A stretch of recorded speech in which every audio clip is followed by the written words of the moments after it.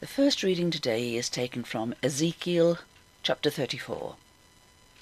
The Lord will be Israel's shepherd. The word of the Lord came to me. Son of man, prophesy against the shepherds of Israel. Prophesy and say to them, this is what the sovereign Lord says. Woe to you, shepherds of Israel, who only take care of yourselves. Should not shepherds take care of the flock?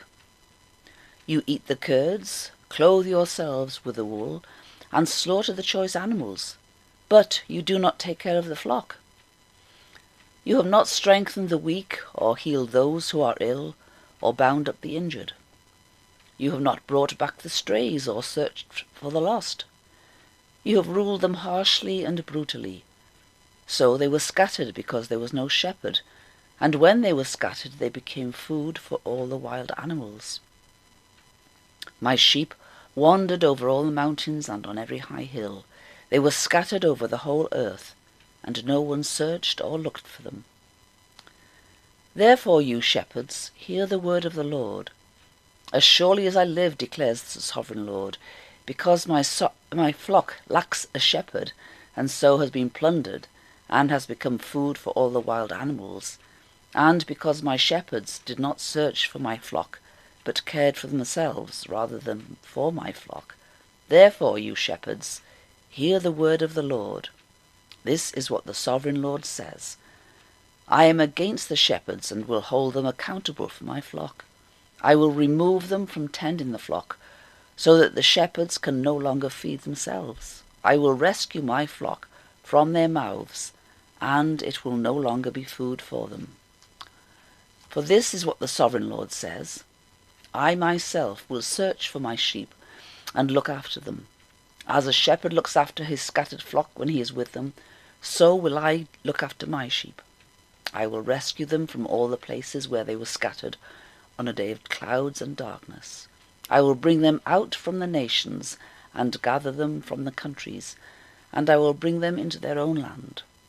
I will pasture them on the mountains of Israel, in the ravines and in all the settlements in the land. I will tend them in a good pasture, and the mountain heights of Israel will be their grazing land. There they will lie down in good grazing land, and there they will feed in a rich pasture on the mountains of Israel. I myself will tend my sheep and make them lie down, declares the sovereign Lord. I will search for the lost and bring back the strays. I will bind up the injured and strengthen the weak. But the sleek and the strong I will destroy. I will shepherd the flock with justice. As for you, my flock, this is what the sovereign Lord says. I will judge between one sheep and another, and between rams and goats. Is it not enough for you to feed on the good pasture? Must you also trample the rest of your pasture with your feet? Is it not enough for you to drink clear water? Must you also muddy the rest with your feet? Must my flock feed on what you have trampled, and drink what you have muddied with your feet? Therefore, this is what the sovereign Lord says to them. See, I myself will judge between the fat sheep and the lean sheep. Because you shove with flank and shoulder, butting all the weak sheep with your horns until you have driven them away, I will save my flock, and they will no longer be plundered. I will judge between one sheep and another. I will place over them one shepherd, my servant David, and he will tend them. He will tend them and be their shepherd.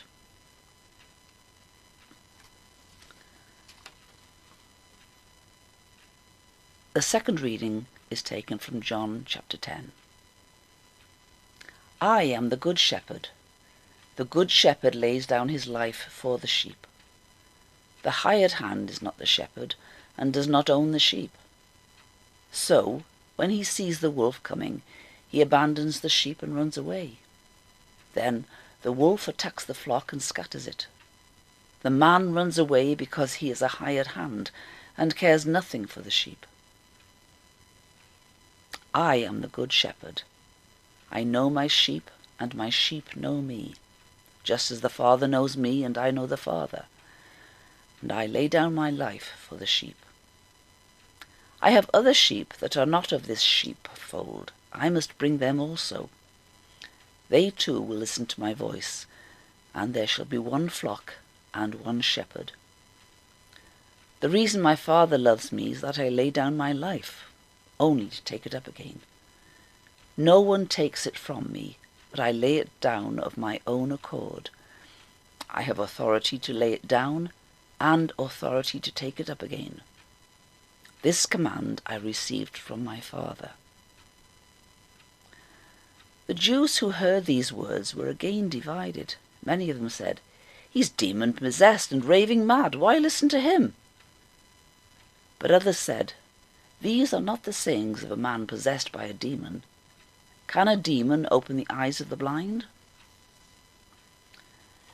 Then came the festival of dedication at Jerusalem. It was winter, and Jesus was in the temple courts walking in Solomon's colonnade.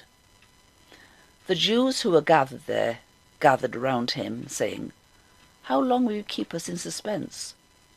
If you are the Messiah, tell us plainly." Jesus answered, "I did tell you, but you do not believe. The works I do in my Father's name testify about me, but you do not believe, because you are not my sheep. My sheep listen to my voice. I know them, and they follow me. I give them eternal life, and they shall never perish. No one will snatch them out of my hand. My Father, who has given them to me, is greater than all. No one can snatch them out of my Father's hand. I and the Father are one." This is the word of the Lord. Thanks be to God.